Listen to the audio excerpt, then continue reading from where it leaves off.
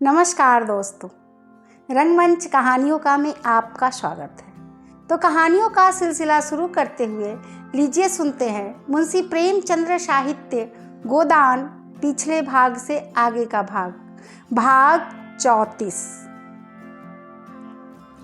Cilia का बालक अब 2 साल का हो रहा था और सारे गांव में दौड़ लगाता था। अपने साथ एक विचित्र भाषा लाया था और उसी में बोलता था, चाहे कोई समझे या न समझे। उसकी भाषा में त, ल और घ की कसरत थी और स, र आदि वर्ण गायब थे। उस भाषा में रोटी का नाम था ओटी, दूध का तूत, साग का छाग और कौड़ी का तौली। जानवरों की बोलियों की ऐसी नकल करता है कि हंसते हंसते लोगों के पेट में बल पड़ जाते। किसी ने पूछा, रामू कुत्ता कैसे बोलता है? रामू गंभीर भाव से कहता, बो बो, और काटने दौड़ता। बिल्ली कैसे बोले? और रामू म्याऊ म्याऊ करके आंखें निकाल कर ताकता और पंजों से नोचता। बड़ा मस्त लड़का था, जब देखो खेलने में मगन रहता। न खाने की सुधि थी न पीने की।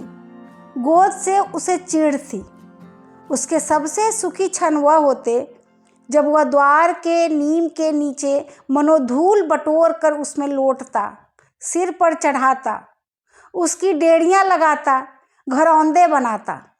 अपनी उम्र के लड़कों से उसकी एक क्षण न पटती।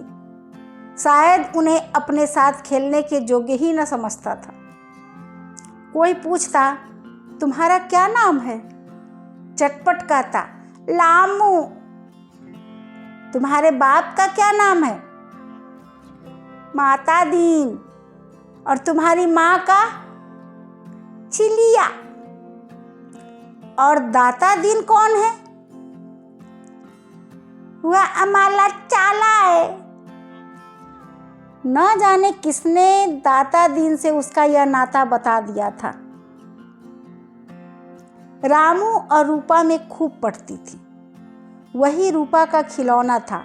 उसे उपटन मलती, काजल लगाती, नहलाती, बाल संवारती, अपने हाथों कौर कौर बनाकर खिलाती और कभी कभी उसे गोद में लिए रात को सो जाती। धनिया डांटती, तू सब कुछ छुआछूत किए देती है, मगर वह किसी की न सुनती। चितरे की गुड़िया ने उसे माता बनना सिखाया था। वह मातृ भावना जीता जागता बालक पाकर अब गुड़ियों से संतुष्ट न हो सकती थी। उसी के घर के पिछवाड़े, जहाँ किसी जमाने में उसकी बरदौर थी, होरी के खंडहर में सिलिया अपना एक फूस का झोपड़ा डाल कर रहने लगी थी। होरी के घर में उम्र तो नहीं कट सकती थी। माता दीन को कई 100 रुपये खर्च करने के बाद अंत में काशी के पंडितों ने फिर से ब्राह्मण बना दिया। उस दिन बड़ा भारी हवन हुआ। बहुत से ब्राह्मणों ने भोजन किया और बहुत से मंत्र और श्लोक पढ़े गए। माता दीन को शुद्ध गोबर और गोमूत्र खाना पीना पड़ा। गोबर से उसका मन पवित्र हो गया। मूत्र से उसकी आत्मा में अशुचिता के कीटाणु मर गए। लेकिन एक तरह से इस प्रायश्चित ने उसे सचमुच पवित्र कर दिया। हवन के प्रचंड अग्निकुंड में उसकी मानवता निखर गई और हवन की ज्वाला के प्रकाश से उसने धर्म स्तंभों को अच्छी तरह परख लिया। उस दिन से उसे धर्म के नाम से चिढ़ हो गई।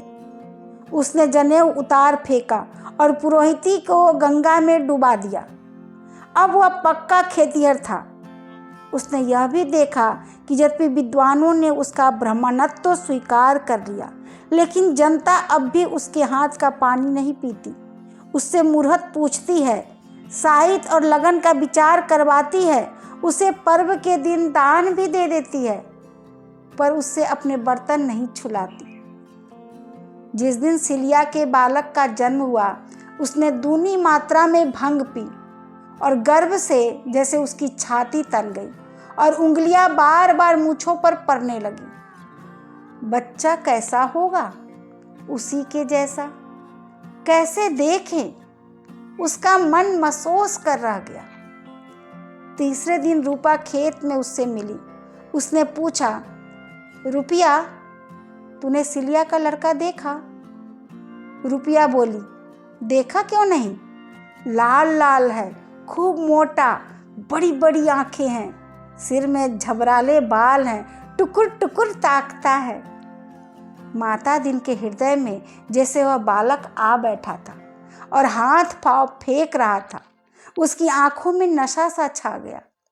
फिर उतार कर उसके कपोलों को चूम लिया, कंधे पे बिठा लिया। रूपा बाल संभालती हुई ढीठ होकर बोली, चलो मैं तुमको दूर से दिखा दूं। ओसारे में ही तो है। सिलिया बहन न जाने क्यों हरदम रोती रहती है। माता दिन ने मुंह फेर लिया। उसकी आंखें सजल हो आई थी और ओठ कांप रहे थे। उस रात को जब सारा गांव सो गया और पेड़ अंधकार में डूब गए, तो वह सिलिया के द्वार पर आया और संपूर्ण प्राणों से बालक का रोना सुना। उसमें सारा दुनिया का संगीत, आनंद और माधुर्य भरा हुआ था। सिलिया बच्चे को होरी के घर में खटोले पर सुलाकर मजूरी करने चली जाती। माता दिन किसी न किसी बहाने से होरी के घर आता और कनखियों से बच्चे को देखकर अपना कलेजा और आंखें और प्राण शीतल करता। धनिया मुस्कुरा कर कहती, लजाते क्यों हो? गोद में ले लो, प्यार करो। कैसा काठ का कलेजा है तुम्हारा, बिल्कुल तुमको परा है। माता दिन 1-2 रुपये सिलिया के लिए फेंक कर बाहर निकल आता। बालक के साथ उसकी आत्मा भी बढ़ रही थी, खिल रही थी, चमक रही थी। अब उसके जीवन का भी उद्देश्य था, एक व्रत था। उसमें संयम आ गया, गंभीरता आ गई, दायित्व आ गया। एक दिन रामू खटोले पर लेटा हुआ था। धनिया कहीं गई थी। रूपा भी लड़कों का शोर सुनकर खेलने चली गई। घर अकेला था। उसी वक्त माता दीन पहुंचा। बालक नीले आकाश की ओर देख देख हाथ पांव फेंक रहा था, हुमक रहा था, जीवन के उस उल्लास के साथ जो अभी उसमें ताजा था। माता दीन को देखकर वह हंस पड़ा। माता दीन स्नेह विहल हो गया। उसने बालक को उठाकर छाती से लगा लिया। उसकी सारी देह और हृदय और प्राण रोमांचित हो उठे, मानो पानी की लहरों में प्रकाश की रेखाएं कांप रही हो। बच्चे की गहरी, निर्मल, अथाह, मोद भरी आंखों में जैसे उसके जीवन का सत्य मिल गया। उसे एक प्रकार का भय सा लगा, मानो वह दृष्टि उसके हृदय में चुभी जाती हो। वह कितना अपवित्र है, ईश्वर का वह प्रसाद कैसे छू सकता है? उसने बालक को सशंक मन के साथ फिर लिटा दिया। उसी वक्त रूपा बाहर से आ गई और वह बाहर निकल गया। एक दिन खूब ओले गिरे। सिलिया घास लेकर बाजार गई हुई थी। रूपा अपने खेल में मगन थी। रामू अब बैठने लगा था, कुछ कुछ बकवा चलने भी लगा था। उसने जो आंगन में बिनौले बिछे दिखे तो समझा बतासे फैले हुए हैं। कई उठाकर खाए और आंगन में खूब खेला। रात को उसे ज्वर आ गया। दूसरे दिन निमोनिया हो गया। तीसरे दिन संध्या समय सिलिया की गोद में ही बालक के प्राण निकल गए। लेकिन बालक मरकर भी सिलिया के जीवन का केंद्र बना रहा। उसकी छाती में दूध का उबाल सा आता और आंचल भीग जाता। उसी क्षण आंखों से आंसू भी निकल पड़ते। पहले सब कामों में छुट्टी पाकर रात को जब वह रामू को हिये से लगाकर स्तन उसके मुंह में दे देती तो मानो उसके प्राणों में बालक की स्फूर्ति बढ़ जाती। तब वह प्यारे प्यारे गीत गाती, मीठे मीठे स्वप्न देखती और नए नए संसार रचती, जिसका राजा रामू होता। अब सब कामों से छुट्टी पाकर वह अपनी सूनी झोपड़ी में रोती थी और उसके प्राण तड़पते थे उड़ जाने के लिए, उस लोक में जहाँ उसका लाल इस समय भी खेल रहा होगा। सारा गांव उसके दुख में शरीक था। रामू कितना चंचल था, जो कोई बुलाता उसी की गोद में चला जाता। मरकर और पहुंच से बाहर होकर वह और भी प्रिय हो गया था। उसकी छाया उससे कहीं सुंदर, कहीं चंचल, कहीं लुभावनी थी। माता दीन उस दिन खुल पड़ा। पर्दा होता है हवा के लिए। आंधी में पर्दे उठा के रख दिए जाते हैं कि आंधी के साथ उड़ न जाए। उसने शव को दोनों हथेलियों पर उठा लिया और अकेला नदी के किनारे तक ले गया, जो 1 मील का पाट छोड़कर पतली सी धार में समा गई थी। 8 दिन तक उसके साथ सीधे न हो सके। उस दिन वह जरा भी नहीं लजाया, जरा भी नहीं झिझका, और किसी ने कुछ भी नहीं कहा, बल्कि सभी ने उसके साहस और दृढ़ता की तारीफ की। होरी ने कहा, यही मर्द का धर्म है, जिसकी बाह पकड़ो उसे क्या छोड़ना। धनिया ने आंखें नचाकर कहा, मत बखान करो, जी जलता है। यह मर्द है? मैं ऐसे मर्द को नामर्द कहती हूँ। जब बाह पकड़ी थी तब क्या दूध पीता था कि सिलिया ब्राह्मणी हो गई थी? 1 महीना बीत गया।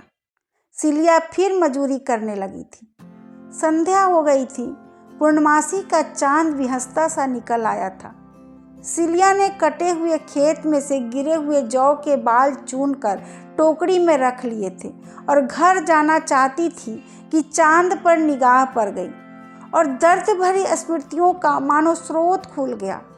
अंचल दूध से भीग गया और मुख आंसुओं से। उसने सिर लटका लिया और जैसे रुदन का आनंद लेने लगी। सहसा किसी का आहट पाकर वह चौंक पड़ी। माता दीन पीछे से आकर सामने खड़ा हो गया और बोला, कब तक रोए जाएगी सिलिया? रोने से वह फिर तो ना आ जाएगा। और कहते कहते वह खुद रो पड़ा। सिलिया के कंठ में आए हुए भर्त्सना के शब्द शिव पिघल गए। आवाज संभाल कर बोली, तुम आज इधर कैसे आ गए? माता दीन कातर होकर बोला, इधर से जा रहा था, तुझे बैठा देखा, चला आया।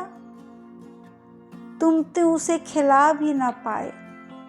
नहीं सिलिया, एक दिन खिलाया था। सच? मैं कहाँ थी? तू बाजार गई थी, तुम्हारी गोद में रोया नहीं? नहीं सिलिया, हंसता था। सच? सच? बस एक दिन खिलाया? हाँ, एक ही दिन, मगर देखने रोज आता था। उसे खटोले पर खेलते देखता था और दिल थाम कर चला जाता था। तुम्ही को पड़ा था। मुझे तो पछतावा होता है कि नाहक उस दिन उसे गोद में लिया। यह मेरे पापों का दंड है। सिलिया की आंखों में क्षमा झलक रही थी। उसने टोकरी सिर पर रख ली और घर चली। माता दीन भी उसके साथ साथ चला। सिलिया ने कहा, मैं तो अब धनिया काकी के बरौठे में सोती हूँ। अपने घर में अच्छा नहीं लगता। धनिया मुझे बराबर समझाती रहती थी। सच? हाँ, सच। जब मिलती थी समझाने लगती थी। गांव के समीप आकर सिलिया ने कहा, अच्छा, अब इधर से अपने घर चले जाओ, कहीं पंडित देख न ले। माता दी ने गर्दन उठाकर कहा, मैं अब किसी से नहीं डरता। घर से निकाल देंगे तो कहाँ जाओगे? मैंने अपना घर बना लिया है। सच? कहाँ? मैंने तो नहीं देखा। चल तो दिखाता हूँ। दोनों ओर आगे बढ़े। माता दीन आगे था, सिलिया पीछे। होरी का घर आ गया। माता दीन उसके पिछवाड़े जाकर सिलिया की झोपड़ी के द्वार पर खड़ा हो गया और बोला, यही हमारा घर है। सिलिया ने अविश्वास, क्षमा, व्यंग और दुख भरे स्वर में कहा, यह तो सिलिया चमारिन का घर है। माता दीन ने द्वार की टाटी खोलते हुए कहा, यह मेरी देवी का मंदिर है। सिलिया की आंखें चमकने लगी, बोली, मंदिर है तो एक लोटा पानी उड़ेल कर चले जाओगे। माता दीन ने उसके सिर की टोकरी उतारते हुए कंपित स्वर में कहा, नहीं सिलिया, जब तक प्राण है तेरी शरण में रहूंगा, तेरा ही पूजा करूंगा। झूठ कहते हो। नहीं, तेरे चरण छू कर कहता हूँ। सुना, पटवारी का लौंडा भुवनेश्वरी तेरे पीछे बहुत पड़ा था। तूने उसे खूब डांटा। तुमसे किसने कहा? भुवनेश्वरी आप ही कहता था। सच? हाँ सच। सिलिया ने दिया सलाई से कुप्पी जलाई। एक किनारे मिट्टी का घड़ा था, दूसरी ओर चूल्हा था, जहाँ 2-3 पीतल और लोहे के बासन मंजे धुले रखे थे। बीच में पुआल बिछा था, वही सिलिया का बिस्तर था। इस बिस्तर के सिरहाने की ओर रामू की छोटी खटोली जैसे रो रही थी, और उसी के पास 2-3 मिट्टी के हाथी घोड़े अंग भंग दशा में पड़े हुए थे। जब स्वामी ही न रहा तो कौन उनकी देखभाल करता? माता दीन पुआल पर बैठ गया। कलेजे में हुक से उठ रही थी। जी चाहता था खूब रोए। सिलिया ने उसकी पीठ पर हाथ रखकर पूछा, तुम्हें कभी मेरी याद आती थी? माता दीन ने उसका हाथ पकड़कर हृदय से लगाकर कहा, तू हरदम मेरी आंखों के सामने फिरती रहती थी। तू भी कभी मुझे याद करती थी? मेरा तो तुमसे जी जलता था। और दया नहीं आती थी? कभी नहीं। तो भुवनेश्वरी? अच्छा, गाली मत दो, मैं डर रही हूँ गांव वाले क्या कहेंगे। जो भले आदमी है वह कहेंगे यही इसका धर्म था। जो बुरे हैं मैं उनकी परवाह नहीं करता। और तुम्हारा खाना कौन पकाएगा? मेरी रानी सिलिया। तो ब्राह्मण कैसे रहोगे? मैं ब्राह्मण नहीं, चमार ही रहना चाहता हूँ। जो अपना धर्म पाले वही ब्राह्मण है, जो धर्म से मुंह मोड़े वही चमार है। सिलिया ने उसके गले में बाहें डाल दी। अभी आप सुन रहे थे मुंशी प्रेमचंद्र साहित्य गोदान, पिछले भाग से आगे का भाग 34। धन्यवाद।